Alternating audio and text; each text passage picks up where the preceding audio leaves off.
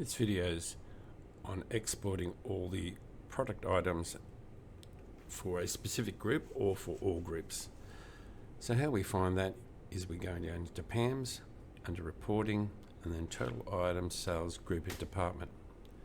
So in this list here, you will have many items in here, and what you can now do is you can set a date period, and then inside here you can also then select what branches.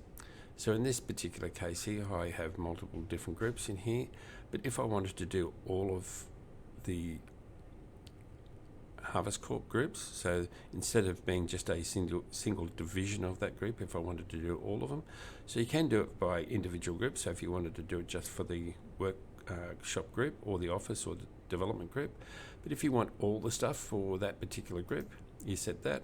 To get both prices, you want to go, okay, so I want both, and you set your date range and tell it to filter. So I'm doing a large date range because I don't actually have a lot of data in mind to export. So normally this would just be a year or 6 months worth of data.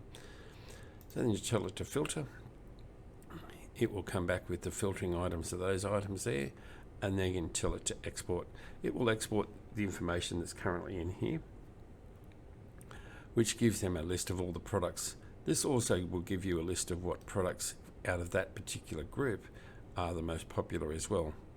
Another marketing area that you could use to then hone in on what items to look at to keep more in stock or to have more available as far as other clients may be concerned. So it also gives you an idea if you've got all your values in here. So if you did actually have your cost prices in here, it would then give you your profit margin. So you can also then have a look at the profitability over those products.